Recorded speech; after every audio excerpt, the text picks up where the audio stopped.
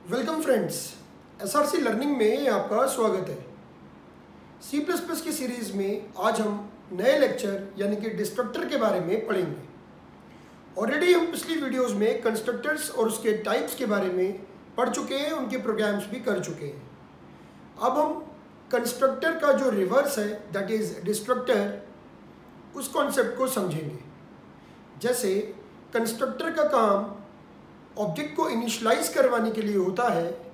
Destructor जैसे name से आपको समझ में आ रहा है कि ये ऑब्जेक्ट को जो रिसोर्सेज एलोकेट होते हैं, जो मेमोरी एलोकेट होती है, ठीक है, इस फंक्शन के बाद ऑब्जेक्ट का एग्जिस्टेंस प्रोग्राम के अंदर ख़त्म हो जाएगा।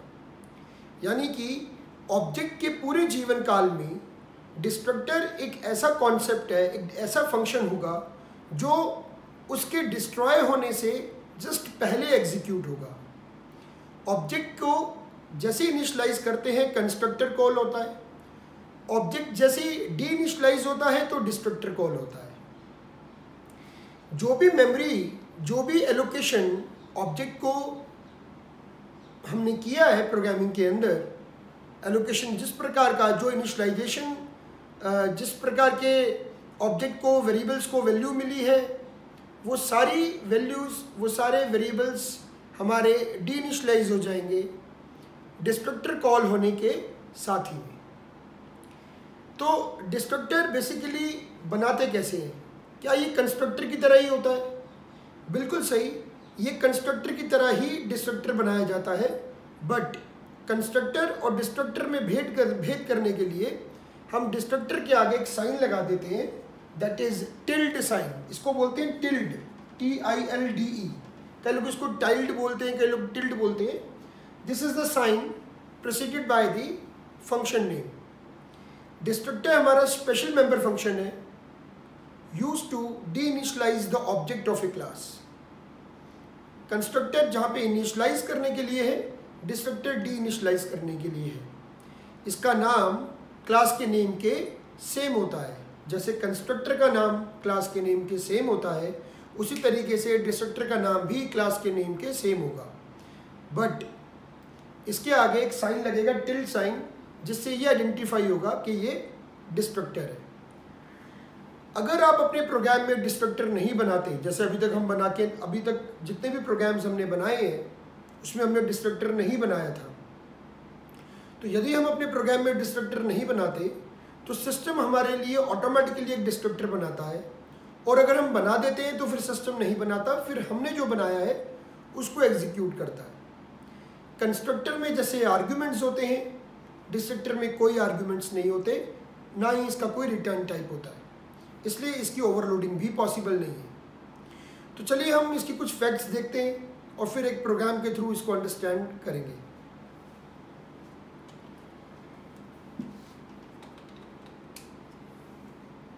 तो सबसे पहले destructor is again special member function used to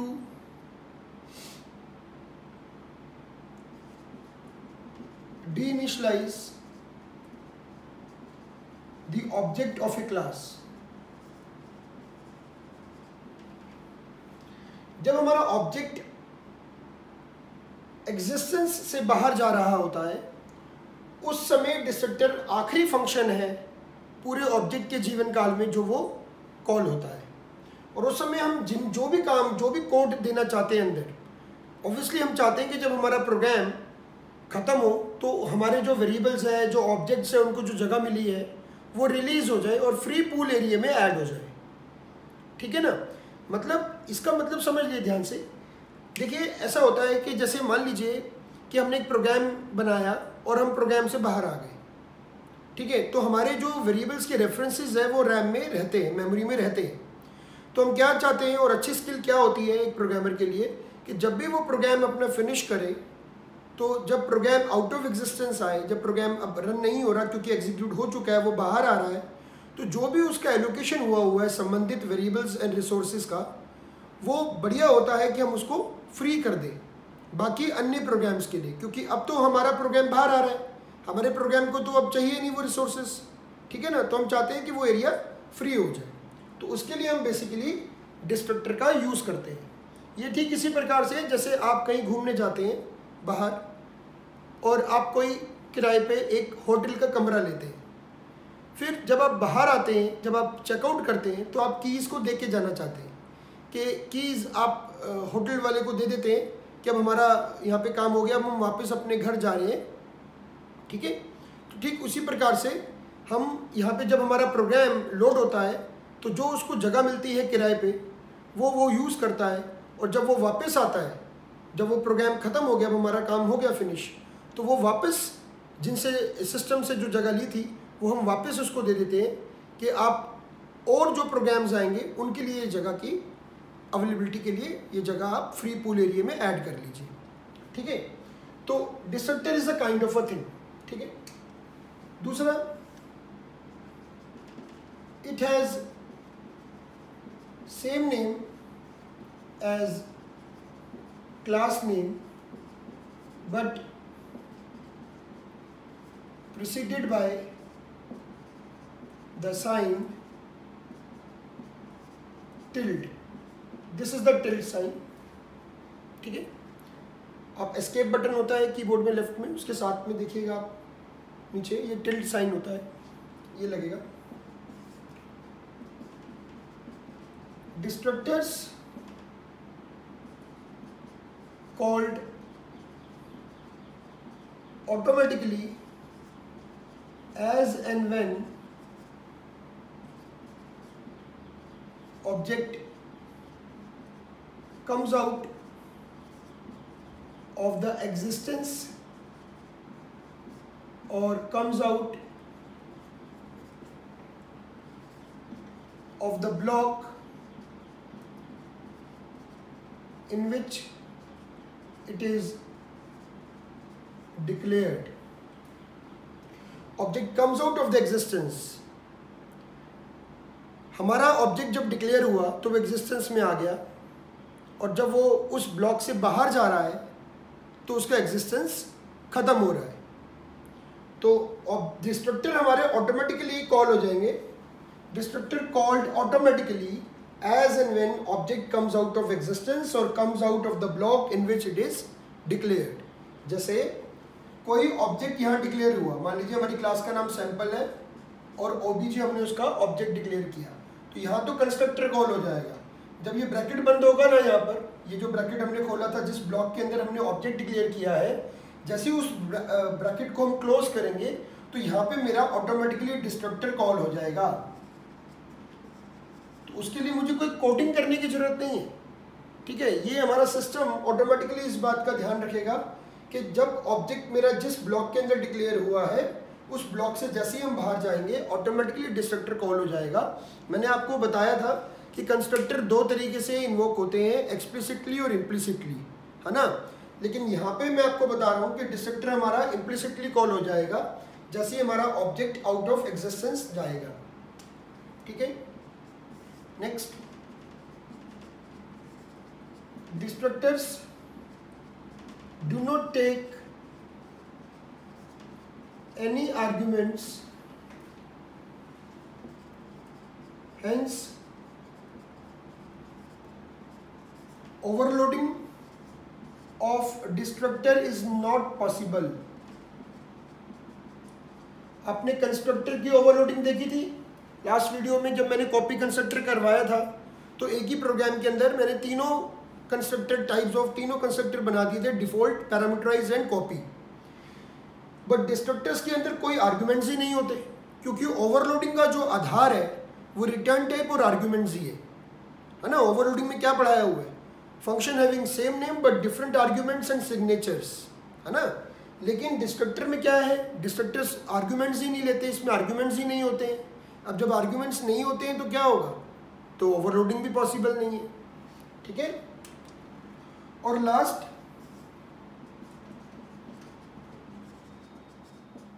destructors do not have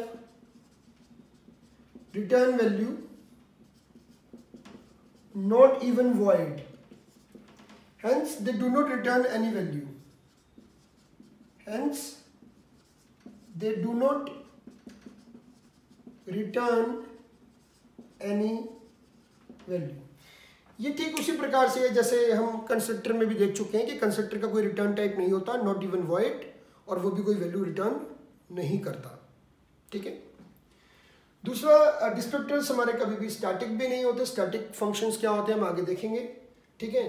और बाकी ये थोड़ा सा बेसिक फंडामेंटल्स है डिस्क्रिप्टर का जो आपको पता होना चाहिए। ठीक है। अब हम एक एग्जांपल के साथ देखेंगे कि डिस्क्रिप्टर हाउ इट वर्क्स। ठीक है। चलिए बना के देखते हैं, एक हम एग्जांपल के साथ इसको समझते हैं।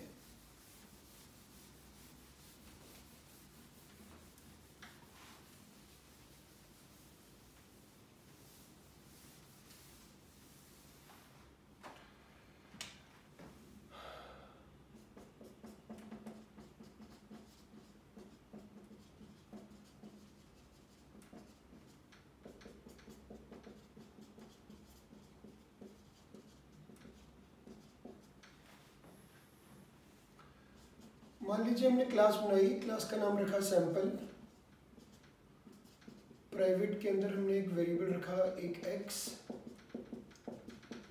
पब्लिक के अंदर हमने एक कंस्ट्रक्टर बनाया सैंपल और x की वैल्यू उसने कर दी 10,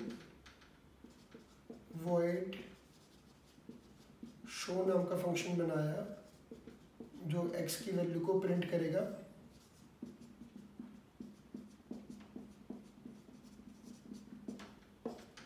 ठीक है। अब बनाते हैं डिस्क्रिप्टर।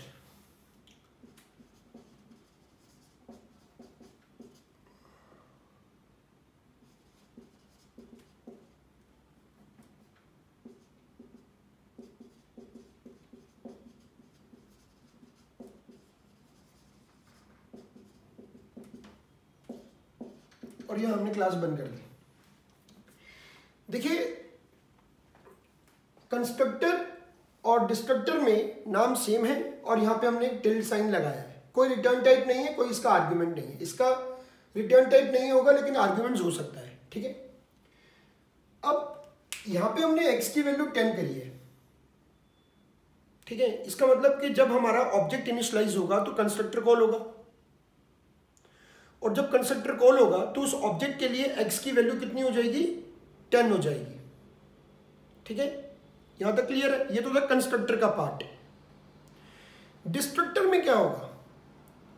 क्या डिस्क्रिप्टर में हमें x की वैल्यू 0 नहीं कर देनी चाहिए थी? यहां पर बिल्कुल भी नहीं। कई स्टूडेंट्स मुझे ये बोलते हैं सर यहाँ पे x की वैल्यू 10 है तो यहाँ पे x की वैल्यू 0 कर दीजिए इसके अंदर। अगर मैं x की वैल्यू यहाँ पे 0 कर देता हूं तो इसका मतलब क्या होगा? इसका मतलब होगा कि आप ऑब्जेक्ट को x के लिए वैल्यू जो 10 दे रहे थे अब 0 दे रहे हो। 0 देने से कोई डीएलोकेशन थोड़ी हो जाएगा। 0 भी तो एक वैल्यू है, जैसे 10 एक वैल्यू है, 1 एक वैल्यू है, 2 एक वैल्यू है, -1 -2 वैल्यू है, ऐसे भी 0 वैल्यू है, ऐसे ही 0 वैल्यू है। ठीक है ना। तो ये हमने गलती नहीं करनी कि हमने x की वैल्यू 0 देने का मतलब है कि हमारा डिस्क्रिप्टर अब 0 हो गया, खत्म हो गया। नहीं, ऐसे नहीं। Descriptor is a last function. अब इसके अंदर जो आप करवाना चाहते हो, जरूरी नहीं है कि आप ये मैसेज लिखो, आप कुछ भी लिखना चाहते हो। जो आप चाहते हो कि ऑब्जेक्ट जब अपनी बारी खत्म कर रहा है तो वो इसको लास्ट फंक्शन के रूप में एग्जीक्यूट कर दे। तो आप बोलेंगे सर हमें कैसे पता कि ऑब्जेक्ट को डीइनिशियलाइज हो गया है? ठीक है, अभी बताते हैं। देखिए, यहाँ पे जो हमारे ऑब्जेक्ट को जगह मिली, क्या वो हमने दी? हमने नहीं दी ना। हमने तो x को 10 दिया, यानी कि हमने ऑब्जेक्ट को इनिशियलाइज किया अपनी मर्जी की वैल्यू से। लेकिन जब आप किसी वेरिएबल को इनिशियलाइज करते हो, चाहे ऑब्जेक्ट को इनिशियलाइज करते हो, तो उसके पास कोई जगह तो होनी चाहिए जिसको वैल्यू वो कंटेन कर सकेगा। ठीक है ना। तो वो क्या जगह हम दे रहे हैं? नहीं, वो अभी स्टैटिकली हो रहा है, डायनेमिकली नहीं है। ये मैंने आपको डायनेमिक कॉन्सेप्ट नहीं समझाया है। ठीक है। डायनेमिक कॉन्सेप्ट में हम पढ़ेंगे न्यू एंड डिलीट का यूज करके, पर अभी मैं स्टैटिक कॉन्सेप्ट बता रहा हूँ। तो जो मेमोरी का एलोकेशन है और जो डी एलोकेशन है वो स्टैटिक हो रहा है। स्टैटिक मतलब बाय सिस्टम। अभी आप समझ लीजिए स्टैटिक का मतलब सिस्टम के थ्रू हो रहा है, बाय डिफॉल्ट हो रहा है। हम नहीं कर रहे, हम उसकी कोडिंग नहीं कर रहे, हम एलोकेशन की कोडिंग नहीं कर रहे, हम डी एलोकेशन की कोडिंग नहीं कर रहे। डिस्ट्रक्टर बनाने के पीछे पर्पस ये है कि हम चाहते हैं कि जो हमारे ऑब्जेक्ट को जो जगह मिली थी, जब प्रोग्राम फिनिश ऑफ हो रहा है तो वो डीइनिशियलाइज हो जाए। ठीक है, तो अब आप बोलेंगे सर अभी मैंने थोड़ी देर पहले बताया कि अगर डिस्ट्रक्टर नहीं बनाऊंगा तो सिस्टम अपनी मर्जी से भी बनाता है। करेक्ट, बिल्कुल सही। लेकिन मैंने आपको साथ में ये भी बोला है कि डिस्ट्रक्टर के अंदर हम जो लास्ट में चाहते हैं काम करवाना, जो हम चाहते हैं कि भाई ये चीज़ हम लास्ट में जाते जाते हमारा ऑब्जेक्ट ये कर जाए, तो उसके लिए हम डिस्ट्रक्टर यहाँ पे बना सकते हैं। अपनी मर्जी से हमें सुविधा है, हम अपनी कोडिंग इसमें दे सकते हैं।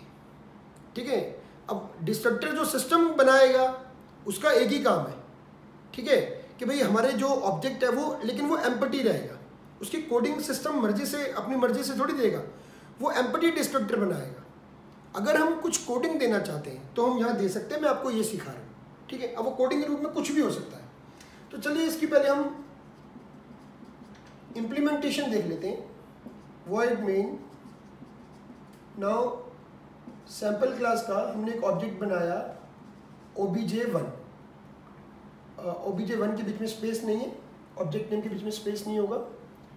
और इसके बाद मैंने यहाँ पर obj1.show नाम का फंक्शन जो बनाया था उसको कॉल किया, एक ब्रैकेट लगाया, सैम्पल obj2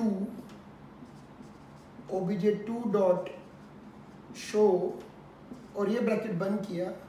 इसके बाद मैंने यहाँ ब्रैकेट बंद किया मेन फंक्शन का। ठीक है, चलिए इसको समझते हैं, थोड़ा सा ध्यान से समझिएगा। देखिए ये जो है ना मेरा, ये कंस्ट्रक्टर कॉल हो रहा है। जब कंस्ट्रक्टर कॉल हो रहा है तो obj1 जो मेरा ऑब्जेक्ट 1 है,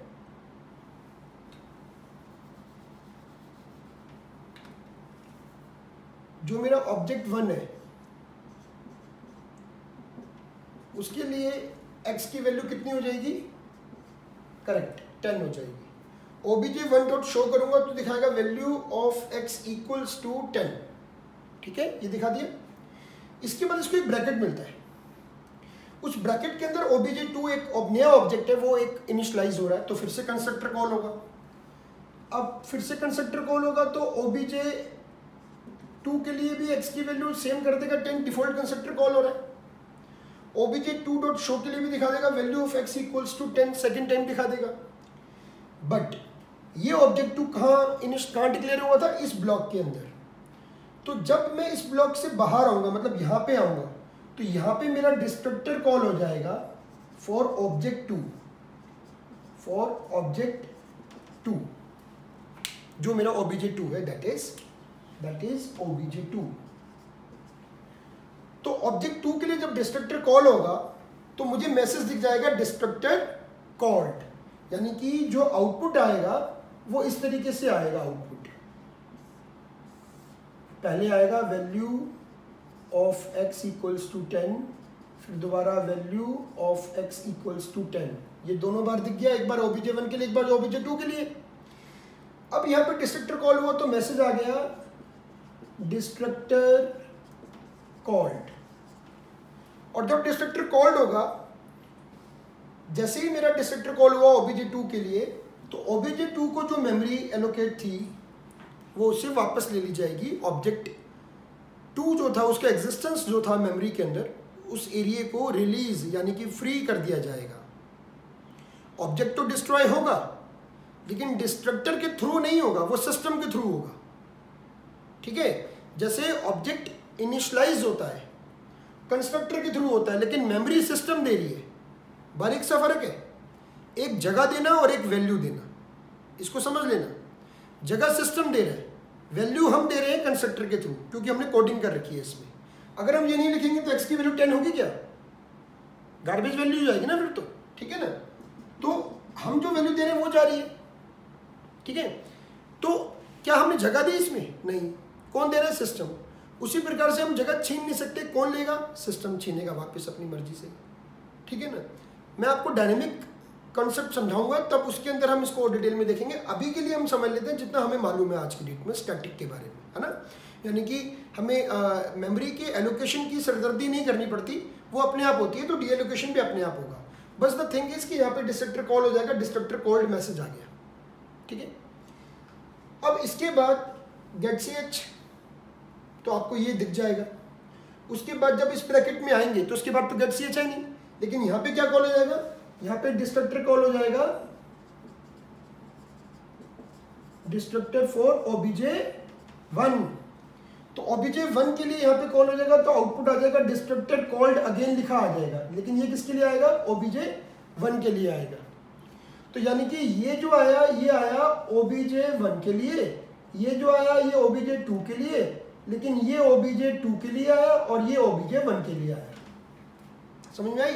ये obj1 के लिए आया, ये obj2 के लिए आया, ये obj2 के लिए आया, ये obj1 के लिए आया। क्या समझे इससे कि कंस्ट्रक्टर हमारे सीक्वेंस में कॉल होते हैं, लेकिन डिस्ट्रक्टर हमारे रिवर्स ऑर्डर में कॉल होते हैं।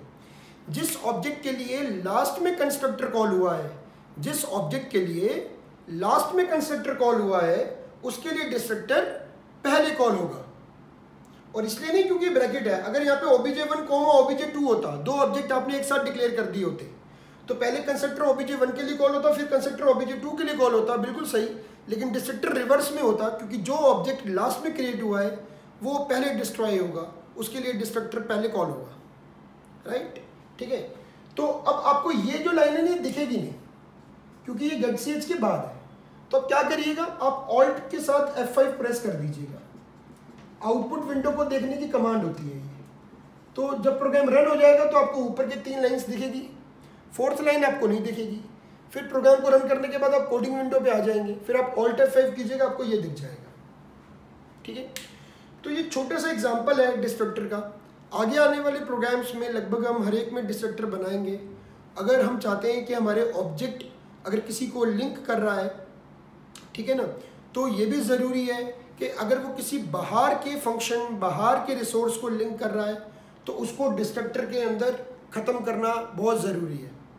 जैसे मान लीजिए कि आपका प्रोग्राम कोई ऐसे आपका जो ये क्लास है, कोई एक ऐसे वेरिएबल, एक ऐसे पॉइंटर को लेके बैठा है जो किसी क्लास के नहीं बल्कि बाहर किसी इंडिपेंडेंट रिसोर्स को लिंक कर रहा है, ठीक है ना।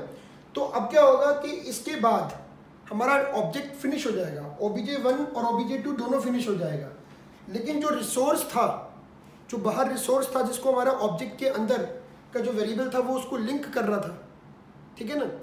तो अब ऑब्जेक्ट खत्म हो गया, वो रिसोर्स वहाँ पे बना रहेगा, जो कि गलत है, जगह ऑक्यूपाई कर रहा है। इसलिए ये भी ज़रूरी है कि अगर आपका ऑब्जेक्ट के अंदर कोई, जैसे ऑब्जेक्ट के अंदर x है ना, मान लेते हैं ऑब्जेक्ट के अंदर कोई पॉइंटर वेरिएबल है ptr, अगर ptr किसी आउटसाइड रिसोर्स को लिंक कर रहा है तो ज़रूरी है कि डिस्ट्रक्टर के अंदर उस रिसोर्स को भी डिस्ट्रॉय करने की कोडिंग हो जाए, वरना आपका जो ऑब्जेक्ट है वो डिस्ट्रॉय हो जाएगा और रिसोर्स बना रहेगा। इसलिए रिसोर्स को भी पहले यहाँ पे डिस्ट्रॉय कर दें, ऑब्जेक्ट तो ऑटोमेटिकली डिस्ट्रॉय हो ही जाएगा, ठीक है। खैर, आप अगर बेसिक फंडामेंटल्स को देखें तो डिस्ट्रक्टर का ये कॉन्सेप्ट है। आगे आने वाले प्रोग्राम्स में हम डिस्ट्रक्टर्स का हर प्रोग्राम के अंदर लगभग उपयोग करेंगे, जैसे कंस्ट्रक्टर का भी करेंगे, ठीक है। आई होप आपको समझ में आया होगा। अगर आपको वीडियो अच्छी लगी है तो आप इसको लाइक एंड शेयर कर दीजिएगा। मैं और भी बहुत सारे लेक्चर्स इसमें अभी डालूंगा और आपको समय समय पे इसकी इन्फॉर्मेशन मिलती रहेगी, इसलिए आप चैनल को भी सब्सक्राइब करना नहीं भूलें, ठीक है, और शेयर कीजिएगा इसको। Thank you.